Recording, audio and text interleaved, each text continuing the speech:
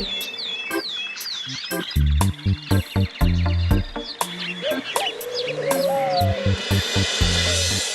বলছো গোপাল? মন্ত্রী সত্যি সত্যি মন পরিশুদ্ধ করতে তীর্থে গেছে? আগে হ্যাঁ মহারাজ, নিজের চোখে দেখে এলাম বাড়িতে তালা ঝুলছে, আর পাড়া প্রতিবেশীদেরও নাকি বলে গেছে যে সে নিজেকে পরিশুদ্ধ করতে স্ত্রীকে নিয়ে দিন সাতেকের জন্য তীর্থে যাচ্ছে। বাবা, আমার এক কথাতেই যে মন্ত্রী এভাবে তীর্থে যাবে ভাবতেই পারছি না। যাকে এখন মন্ত্রীর সুমতি হলেই হলো, কি বলেন? যা বলেছো। আচ্ছা মহারাজ, আমি তাহলে আজ আসি। হ্যাঁ, বেশ বেশ বেশ। ও গোপাল, একটা কথা ছিল। বলুন মহারাজ। বলছি যে যতদিন না মন্ত্রী ফিরছে, তুমি কি আমার রাজ্যের নতুন মন্ত্রী হবে? ও বাবা, ক্ষমা করুন মহারাজ, আমি এই রাজ্যের ভাঁড় হিসেবেই ঠিক আছি, ওইসব ভারী ভারী পদে আমায় বসাবেন না মহারাজ। আমি জানতাম তুমি ঠিক এই উত্তরটাই দেবে। বেশ গোপাল, ঠিক আছে, তুমি এখন আসতে পারো।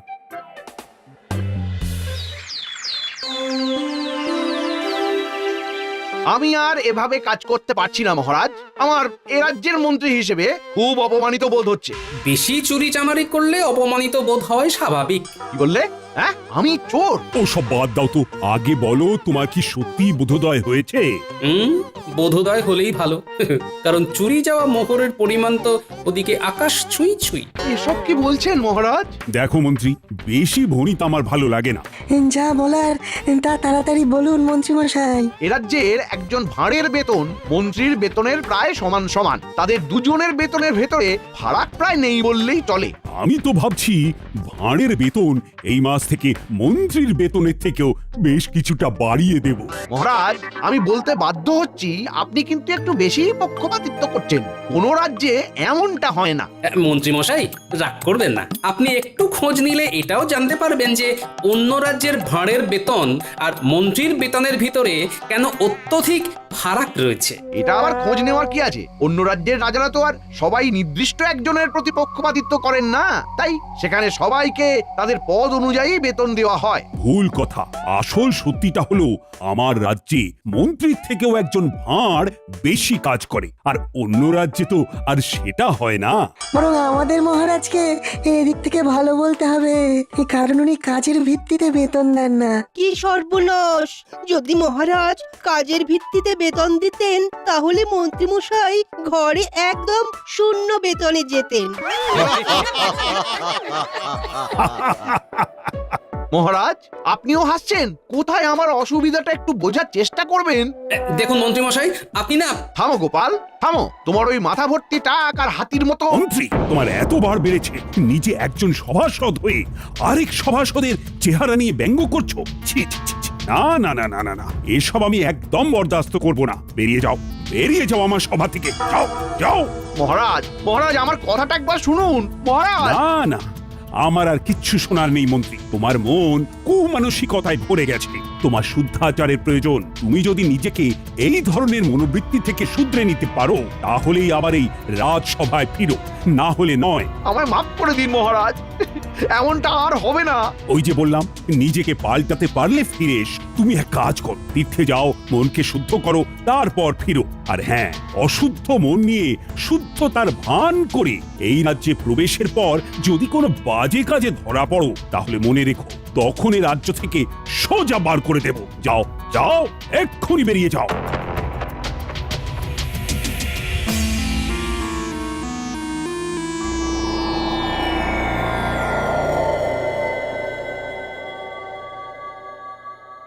কিরে ঘটে, ব্যাপারখানে কি? মন্ত্রীমশাই আমাদের ডেকে নিজে এমন উদাস হয়ে বসে। কবি টবি হবে নাকি? আমার মনটা খুব খারাপ রে, তার সাথে বেশ রাগও হচ্ছে। কার উপরে? আরে গোপালের চেহারাটা যে হাতির মতো, সেটা বলতেই মহারাজ গেলেন চোটে। আমায় সব সভাসদদের সামনে তাড়িয়ে দিয়ে বললেন মনকে শুদ্ধ করে ফিরতে। ওই দুজনকে আমায় জব্দ করতেই হবে। বুঝেছি বুঝেছি, তাই আমাদের ডেকেছেন, তাই তো? সবই তো বুঝিস, সব কথা কি আর মুখে বলতে হয়? কিছু একটা পরিকল্পনা কর। আমাদের হাতটা গরম করে দিন, কাজ হয়ে যাবে। আমার এখন মাথা গরম আছে, তাই তোদের হাতের বদলে উড়ন আর বসন দিয়ে কান গরম করে দিতে পারি। সুতরাং এখন যা, আগে কাজের কাজটা কর। বেশ, তাহলে আসি। কাল ভোরেই পরিকল্পনা করে আপনার বাড়ি যাচ্ছি। বেশ হয়েছে, বেশ বেশ হয়েছে, মহারাজ মন্ত্রীকে বার করে দিয়েছেন। হ্যাঁ, মানুষের চেহারা ভারী হতেই পারে, তা বলে এমন কথা কেউ বলে? মন্ত্রীমশাই বরাবর অমন স্বভাবেরই লোক, বুঝলে? যাদের স্বভাব এমন হয় তারা হাজার চেষ্টা করলেও সহজে বদলায় না। হ্যাঁ, গিন্নি, চেষ্টাটাও সৎ হতে হয়, না হলে এরকমও মানুষ করে যে ভিতরে ভিতরে কোনো চেষ্টা করে না, এদিকে মুখে বলে চেষ্টা করেও কোনো লাভ হচ্ছে না। হ্যাঁ, মানুষ চেষ্টা করলে সব পারে গিন্নি। তোমার সাথে মন্ত্রী মশাই এরকম করলে না আমার খুব খুব রাগ হয়। হ্যাঁ, না, এর জন্য আমার কোনো আক্ষেপই নেই গিন্নি। আমি আমার রাজ্যকে ভালোবাসি, তাই করি। তাছাড়া একজন রাজ্যবাসী হিসেবে এটা তো আমার কর্তব্য। সত্যি তোমার জন্য না আমার না খুব গর্ব হয় গো। আর আমারও তোমার জন্যে।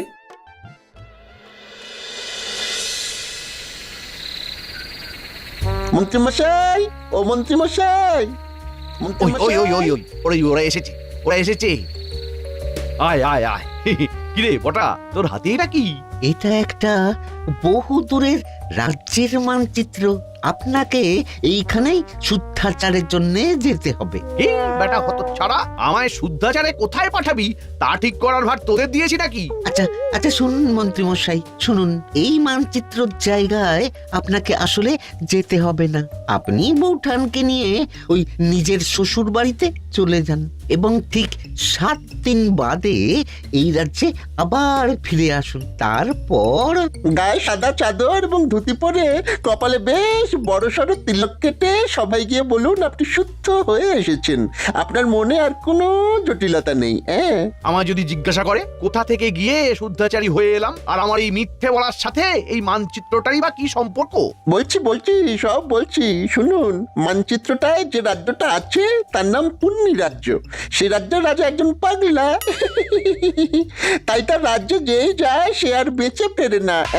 তাই আপনি যেদিন রাজসভায় যাবেন সেই দিন হাতে করে ওই মানচিত্রটা নিয়ে যাবেন এবং সবাইকে বলবেন এই রাজ্যে একজন গুরু থাকেন, তার সান্নিধ্যে গিয়েই আপনার এমন আমূল পরিবর্তন ঘটেছে। আর গুরুর নাম জিজ্ঞাসা করলে যাই হোক কিছু একটা ওই বানিয়ে বলে দেবেন, কেমন? আর বলবেন এই গুরু স্বয়ং কৈলাস পর্বত থেকে সাধনা করে ফিরেছেন। উনি সবার সব ধরনের পাপ গ্লানি মুছিয়ে মৃত্যুর পরে স্বর্গ লাভ করার পথ সুগম করে দেন। বলবেন বাবাজি মহারাজকে নিমন্ত্রণ করেছেন। আপনি এমন ভাবে কথাগুলো বলবেন যাতে ওই মহারাজ এবং গোপাল ওই জায়গায় যাওয়ার জন্য আগ্রহ প্রকাশ করে, আর একবার চলে গেলেই নিশ্চিত মৃত্যু। আর আমারও কেউ পথের কাঁটা থাকবে না। গোটা রাজ্যের আমি রাজা হব। বাহ বাহ বাহ, বাহ রে বাহ বটা ঘটা। আমার সাথে বদমাশি করে করে তোরাও তো দারুণ পরিকল্পনা করতে শিখে গেছিস দেখছি। বাহ, এবার আমাদের মোহর দিন। পরিকল্পনা তো শুনেই নিলেন। এত তাড়াহুড়ো করিস কেন বলতো? বাইরে পরিকল্পনাটাও তো তাড়াহুড়ো করেই দিলাম। তার বেলায় একদম ঠিক। কাজ হবে, মোহর ছড়বে, এইটাই তো নীতি। দাঁড়া দাঁড়া দাঁড়া, আর বাজে বকিস না।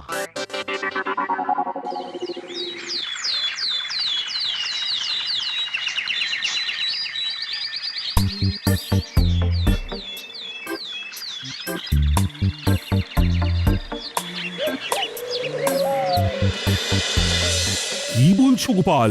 মন্ত্রী সত্যি সত্যি মন পরিশুদ্ধ করতে তীর্থে গেছে? আগে হ্যাঁ মহারাজ, নিজের চোখে দেখে এলাম।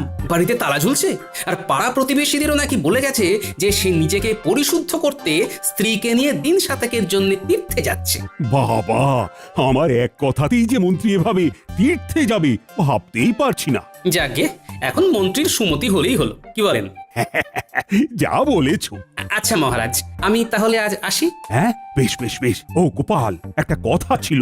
বলুন মহারাজ। বলছি যে যতদিন না মন্ত্রী ফিরছে তুমি কি আমার রাজ্যের নতুন মন্ত্রী হবে? ও বাবা, ক্ষমা করুন মহারাজ, আমি এই রাজ্যের ভাঁড় হিসেবেই ঠিক আছি। ওইসব ভারী ভারী পদে আমায় বসাবেন না মহারাজ।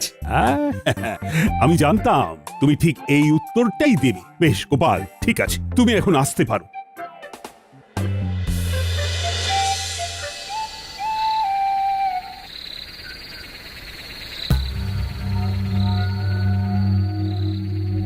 মন্ত্রী মশাই, তা শ্বশুর বাড়ি কেমন ঘুরলেন? শ্বশুর বাড়ি গিয়ে কেমন শুদ্ধাচার করলেন বলুন? বাজে বকিস না, বাজে বকিস না। এই নিশুতি রাত্রে তোদের কথা মতো ছুটে ছুটে এলাম। এদিকটার কেমন পরিস্থিতি সেটা আগে বল শুনি। মহারাজ গোপালকে রাজ্যের নতুন মন্ত্রী করতে চেয়েছিলেন, কিন্তু গোপাল রাজি হয়নি। এই গোপালটা মহা বদমাস। ওকে এই রাজ্য থেকে না তাড়ানো পর্যন্ত আমার শান্তি নেই। কালকে থেকে সবাই গিয়ে আপনি তো আপনার ওই নতুন রূপ দেখাবেন, সবাই দেখবেন গোলে জল। সবাই ভাববে আমি আমার সব জটিলতা কুটিলতা ঝেড়ে একদম শুদ্ধ মনে তীর্থ থেকে ফিরে এসেছি। হ্যাঁ মন্ত্রী মশাই, এদিকে আপনার জন্য একেবারে সাদা বস্ত্র প্রস্তুত করে রেখেছি। সকাল হলে সেই বস্ত্র পরে কপালে তিলক কেটে সবাই যাবেন, কেমন তো? এবং বলবেন হরে হরে হরে হরে, এই নিমিত্ত মাত্রকে মাগো ক্ষমা করে দিও। আর মনে করে মানচিত্রটা কিন্তু নিয়ে যাবেন, মনে রাখবেন ওইটাই কিন্তু মহারাজ এবং গোপালকে চিরতরে বিদায় দেওয়ার জন্য মূল অস্ত্র। আচ্ছা আচ্ছা আচ্ছা, বুঝেছি বুঝেছি। আমি এখনো অতটাও বুড়ো হইনি যে মানচিত্রের ব্যাপারটা বেমালুম ভুলে যাব।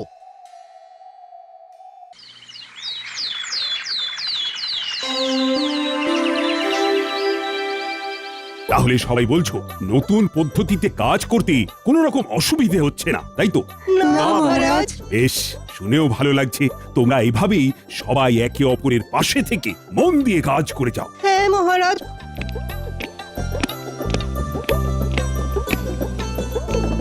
আরে মন্ত্রীমশাই, আপনি এমন বেশে, এ তো পুরো ভোল বদল। হ্যাঁ মন্ত্রী, তুমি? এ কি বেশ বদল? শুধু আমার বেশ বদল হয়নি মহারাজ, গোটা আমিটাই বদলে গেছি। আমার এখন পৃথিবীর সব মোহমায়াই বড্ড মেকি মনে হচ্ছে। এখন আমার মন শুধু এইটাই বলতে চাইছে যে আমি নিজের মতো বাঁচতে চাই। আমি আমার মতো ভালো আছি, কারোর সাথে পাঁচি নেই। শান্তি শান্তি শান্তি। মন্ত্রী, ও মন্ত্রী, এ তোমার হলো কি? আমি যে তোমাকে চিনতেই পারছি না।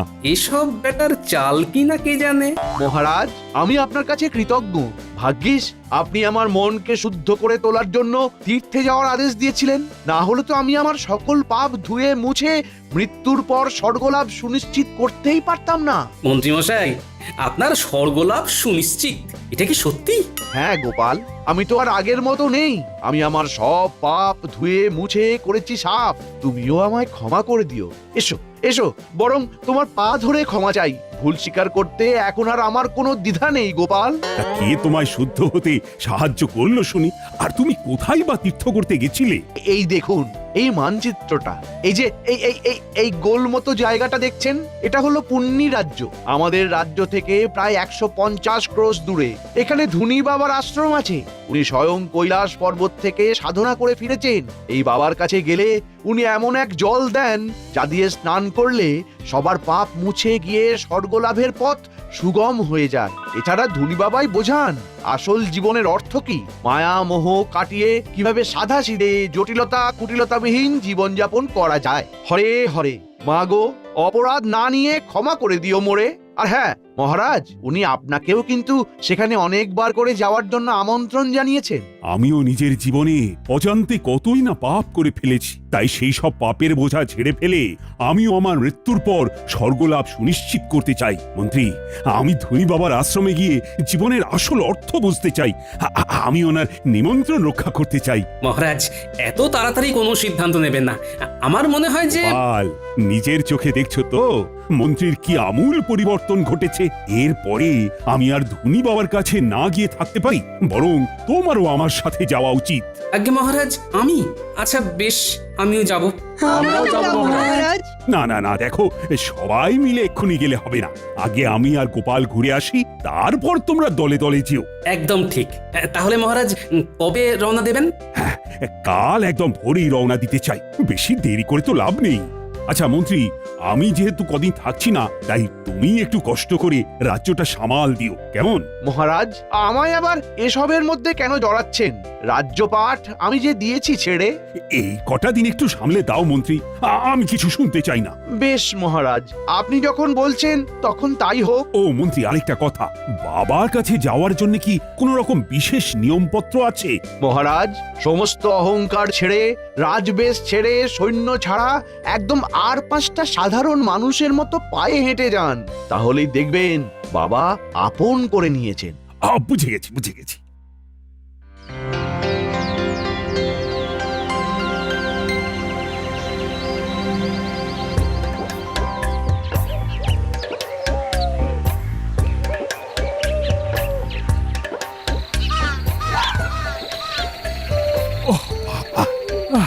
বাবা গো, মা গো, আর কতটা পথ গোপাল। হ্যাঁ, হাঁটতে হাঁটতে পা ফুলে গেল তো। মহারাজ, বুঝতেই পারছি আপনার খুব কষ্ট হচ্ছে, কিন্তু আরেকটু কষ্ট করে ওই বট গাছটা পর্যন্ত চলুন, তাহলে আপনি পুণ্যি রাজ্যে প্রবেশ করে ফেলবেন। ওই বট গাছটা থেকে শুরু হচ্ছে পুণ্যি রাজ্য। গোপাল, ও গোপাল, আজ রাত্রিটা থাকবো কোথায় বলো তো? ওই বট গাছের নিচেই কি কাটাতে হবে? হ্যাঁ মহারাজ, আপাতত তাই তো মনে হচ্ছে, কারণ ত্রিসীমানায় তো কোনো বাড়ি দেখছি না।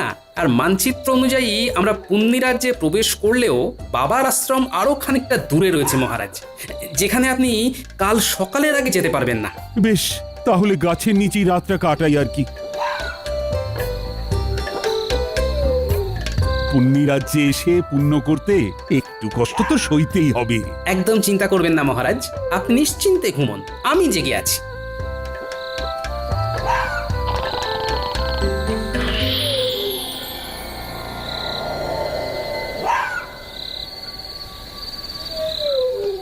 মহারাজ তো ঘুমোচ্ছেন দেখছি, এদিকে ভোর হতেও খুব দেরি নেই, আমি বরং এই সুযোগ একটু ঘুমিয়ে নিই। এই গবা, কি করবি বলতো? রাত তো শেষ হতে চললো, এখনো আমাদের ওই দুজনের মধ্যে কেউ একটাও চোর ধরতে পারলাম না। দেখাবা, এরকম আমাদের পাগলা রাজার মতন কাউকে নিয়ম তৈরি করতে দেখেছিস? কি যে নিয়ম, প্রত্যেক প্রহরীকে কিনা বাধ্যতামূলক ভাবে প্রতি রাত্রে একটা করে চোর ধরতেই হবে। সত্যি আপাদ মস্তক খ্যাপা রাজা। আরে আরে ওই গবা, ওই দেখ, দুজন লোক বট গাছের নিচে শুয়ে, ওদেরকে ভিনদেশি চোর বানিয়ে ধরে নিয়ে যাবি? তাই করি চল, না হলে আমরা আপাদমস্তক পেটে মার খাবো। চল চল ভৌরি বেটাদের। এই কে কে কে তোমরা হাত পা বাঁধছো কেন? আমরা কিছু করিনি, আমাদের বেঁধো না, ছেড়ে দাও। চল বেটারা চল, চোর সাজবি চল।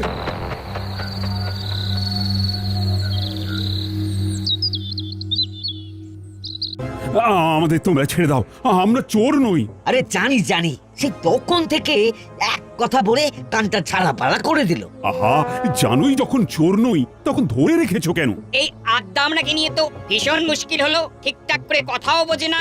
এই, আমার সাথে ঠিক করে কথা বলো। আমি তোমাদের মহারাজকে বলে দেব যে তোমরা জানো যে আমরা চোর নই, তবু ধরে এনেছো। বলেও কিছু লাভ হবে না বুড়ো, আমাদের রাজা কারোর কথাই শোনেন না। একবার গারদে ভরে দিলে তার একটাই শাস্তি হয়, আর তা হলো ইদারায় ছুঁড়ে ফেলে দেওয়া, বুঝলে? কি সর্বনাশ, এ কি নির্মম শাস্তি! এই শিগগিরই শিগগিরই আমাদের বের করো। তোমরা জানো না আমি কে? আমি হলাম... মহারাজ থামুন থামুন, এক্ষুনি পরিচয় দেবেন না। গোপাল, কি বলছো? এক্ষুনি না পরিচয় দিলে মেরে ফেলবে আমাদের। ভয় পাবেন না, আমি আছি। ইতিমধ্যেই ফন্দি এঁটে ফেলেছি, সময় মতো সব বলে দেবো। কই কই আমার ভিনদেশি চোরেরা সব কই? এই যে রাজন, এই যে একদম গারদের ভিতরে।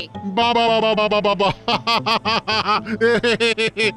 আমাদের পুরোহিতকে ডাক দাও, শাস্ত্র পাঠক। তারপর সব ব্যবস্থা হয়ে গেলে এদেরকে ইদারার সামনে ফেলার জন্য নিয়ে যাও, আমি মজা দেখবো। গোপাল, তুমি সব শুনলে তো? ভয় নেই, আমি আছি মহারাজ।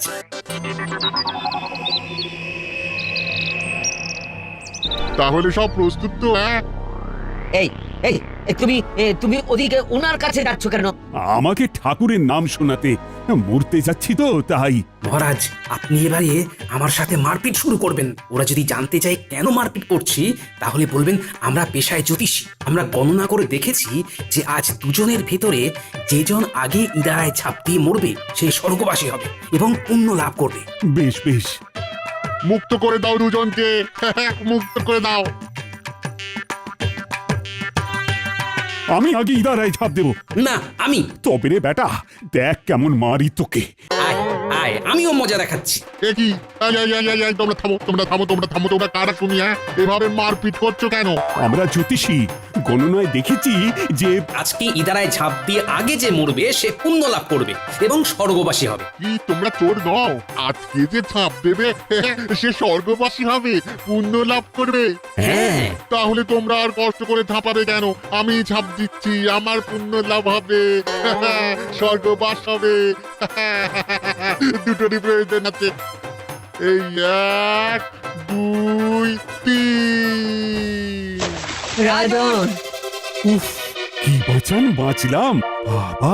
আমরা এখন কি করব? তোমরা শিগগির আগে ওনাকে তোলার ব্যবস্থা করো। আসলে আজকে এরকম কিছু ঘটবেই না। আর আমরা কেউ জ্যোতিষীও নই। উনি হলেন কৃষ্ণনগরের মহারাজ রাজা কৃষ্ণচন্দ্র, আর আমি হলাম গোপাল ভাঁড়। আমরা এখানে ধনী বাবার আশ্রমে যাব বলে এসেছিলাম। কি ধনী বাবার আশ্রম? কিন্তু এখানে তো এইরকম কোন আশ্রম নেই। ঠিক বলছো? হ্যাঁ ও ঠিকই বলেছে। বেশ বুঝে গেছি আসল ব্যাপারখানা কি। আমরা চললাম, তোমরা ওনাকে বাঁচাও।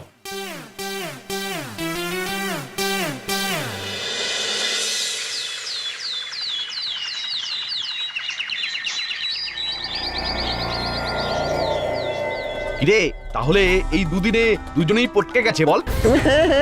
পাগলা রাজা কাউকে আস্ত রাখে না, সবাইকে জোর অপবাদে ইনারায় ফেলে মারে। সব এখন ছাড়তো।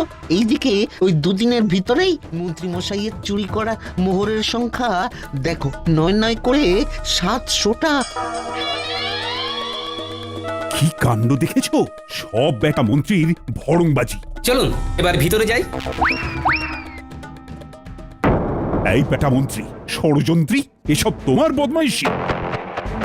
চলুন মন্ত্রী মশাই, এবারে আপনাকে ইদারায় ফেলবো। ওরে বাবারে, ভূত ভূত ভূত ভূত! ঘটা পালা। আমরা ভূত নই। চলো মন্ত্রী, চলো এবার। আমায় ছেড়ে দিন। ও বাবা গো, ও মা গো, কে আছো গো? বাঁচাও, আমায় ছেড়ে দিন।